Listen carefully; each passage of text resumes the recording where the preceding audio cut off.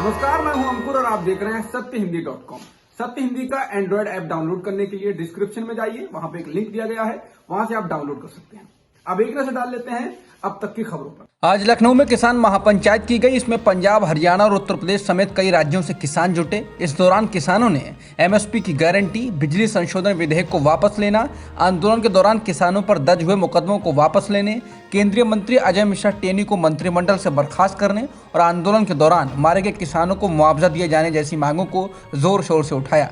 इस दौरान किसान नेता राकेश टिकैत ने कहा कि इन कानूनों को रद्द करने के ऐलान के बाद अब सरकार किसानों के बाकी बचे मुद्दों को हल करने के लिए उनसे बात नहीं करना चाहती है। इसके साथ ही टिकैत ने कहा कि बाकी मुद्दों का हल निकले बिना किसान घर नहीं जाने वाला है।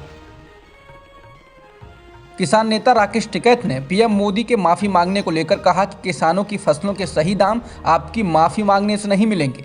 एमएसपी की गारंटी का कानून बनाया जाए। टिकैत ने कहा कि अगर किसानों की मांगों को नहीं माना जाता है तो देश भर में सरकार के खिलाफ प्रचार करेंगे। उन्होंने कहा कि बाकी मांगों पर सरकार कुछ करे, नहीं तो हम इसके लिए अगले 6 महीने और इंतजार कर सकते हैं। टिकैत ने 5 राज्यों में होने वाले चुनाव को ध्यान में रखते हुए कहा कि सरकार के दरवाजे 5 साल में केवल कुछ महीने ही खुले होते हैं और अभी ऐसा ही समय है, इसलिए अपनी मांगें लेकर सरकार के सामने आए हैं। पश्चिम बंगाल के बाद अब त्रिपुरा बीजेपी और टीएमसी के बीच घमासान का गढ़ बनने जा रहा है। बीते कुछ महीनों से त्रिपुरा के अंदर टीएमसी के नेताओं की गिरफ्तारी से लेकर उन पर हमले तक की खबरें सामने आ चुकी हैं। 25 नवंबर को स्थानीय निकाय के चुनाव होने हैं और टीएमसी इस चुनाव में उतरी है। इससे दोनों दलों के कार्यकर्ताओं के बीच झड़पें बढ़ गई हैं। सोमवार को टीएमसी के कई सांसदों ने गृह मंत्रालय के बाहर धरना दिया और आरोप लगाया कि बीजेपी शासित राज्य त्रिपुरा में टीएमसी के कार्यकर्ताओं पर पुलिस जुल्म कर रही है। पार्टी के सांसदों ने इस मामले में गृह मंत्री अमित शाह से मिलने का वक्त मांगा था, लेकिन उन्हें वक्त नहीं दिया गया। बता दें, रविवार को टीएमसी की यूथ विंग की अध्यक्ष सायोनी घोष को त्रिपुरा पुलिस ने हिरासत में ले लिया था। टीएमसी का कहना था कि बीजेपी के कार्यकर्ताओं ने सायोनी घोष पर हमला भी किया। आर्यन खान क्रूज ड्रग्स मामले के सामने आने के बाद से ही एनसीबी के अफसर समीर वानखेड़े के खिलाफ मोर्चा खोलने वाले महाराष्ट्र के कैबिनेट मंत्री नवाब मलिक ने एक और धमाका किया है।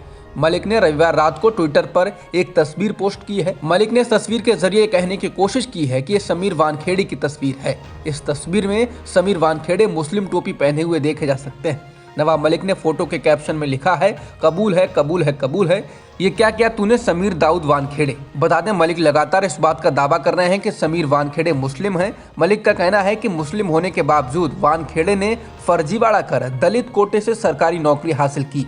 शनिवार को नवाब मलिक की बेटी नीलोफर मलिक खान ने ट्विटर पर एक शादी का रिसेप्शन कार्ड और मैरिज सर्टिफिकेट पोस्ट किया था। उन्होंने दावा किया था कि समीर वानखेड़े की शबाना कुरैशी से हुई पहली शादी का रिसेप्शन कार्ड है और मैरिज सर्टिफिकेट है। सुप्रीम कोर्ट ने मुंबई पुलिस के पूर्व कमिश्नर परमवीर सिंह को गिरफ्तारी से राहत दी है। ये राहत अवैध वसूली के मामले में गिरफ्तारी से दी गई है। पिछली सुनवाई में सुप्रीम कोर्ट ने कहा था कि वो गिरफ्तारी से सुरक्षा देने की परमवीर सिंह की मांग को तब तक नहीं सुनेगी जब तक अदालत को ये नहीं बताया जाएगा कि मुंबई पुलिस के पूर्व कमिश्नर कहां हैं। अदालत ने परमवीर सिंह को जांच में शामिल होने के निर्देश दिए हैं।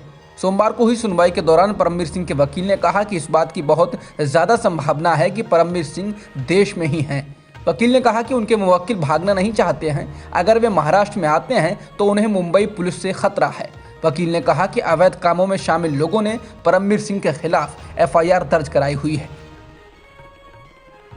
पंजाब विधानसभा चुनाव से पहले आज दिल्ली के सीएम अरविंद केजरीवाल ने मोगा में एक रैली के दौरान बड़ा ऐलान करते हुए कहा कि अगर पंजाब में आम आदमी पार्टी की सरकार बनती है तो हर महिला को 1000 रुपए दिए जाएंगे। केजरीवाल ने कहा कि ये किसी भी सरकार द्वारा लागू की जाने वाली दुनिया की सबसे बड़ी महिला भत्ता योजना होगी। प्रत्येक घर में 18 वर्ष से अधिक आयु की प्रत्येक महिला को उनके बैंक खातों में हर महीने 1000 रुपए मिल जाएंगे। इसके साथ ही उन्होंने पंजाब के मुख्यमंत्री चरणजीत सिंह चन्नी का नाम लिए बिना उनको नकली केजरीवाल कहा। केजरीवाल ने कहा कि पंजाब में एक नकली केजरीवाल घूम रहा है। मैं जो भी वादा करने जाता हूं 2 दिन बाद वो भी वही वादा करते हैं, लेकिन कोई काम नहीं करते। स्टैंड अप कॉमेडियन वीरदास ने 2 टूक कहा है कि वो जब तक कॉमेडी करते रहेंगे तब तक ऐसा व्यंग्य करते रहेंगे। वो इसको और स्पष्ट करते हुए कहते हैं कि उनका काम व्यंग्य करना है और लोगों को हंसाना है। उन्होंने कहा कि वो अपने देश को 10 वर्षों से हंसा रहे हैं और उन्हें उम्मीद है कि देश को ऐसा लव लेटर लिखना जारी रखेंगे। आई कम फ्रॉम टू इंडिया यानी मैं 2 भारत से आता हूं पर विवाद के बाद पहली बार मीडिया से बात करते हुए उन्होंने ये बात कही। उन्होंने वॉशिंगटन डीसी के जॉन एफ कैनेडी सेंटर में एक प्रदर्शन के दौरान भारतीय लोगों के दोहरे चरित्र पर व्यंग्य किया था। उसमें उन्होंने कोरोना के खिलाफ लड़ाई, बलात्कार की घटनाएं, कॉमेडियन के खिलाफ कार्रवाई से लेकर किसानों के विरोध तक का जिक्र किया था। आंध्र प्रदेश सरकार ने अब राज्य की 3 राजधानी को लाने वाले कानून को निरस्त कर दिया है। आंध्र प्रदेश विधानसभा ने 3 राजधानियों की योजना को वापस लेने वाले अध्यादेश को आज पारित कर दिया।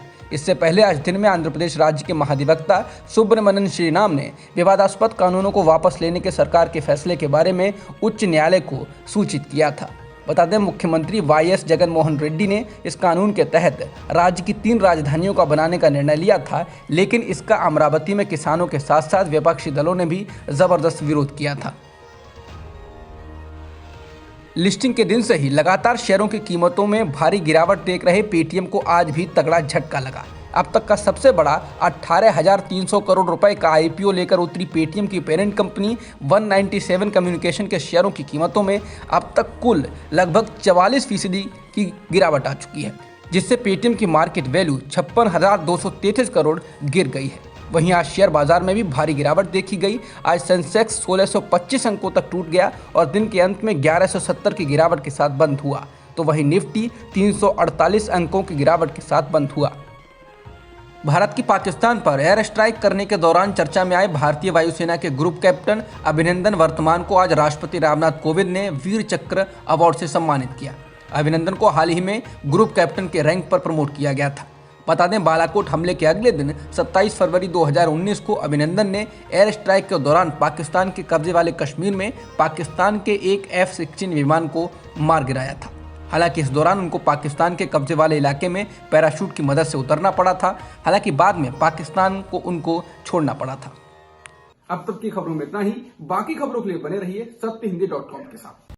सत्य हिंदी का ऐप डाउनलोड करें गूगल प्ले स्टोर पर।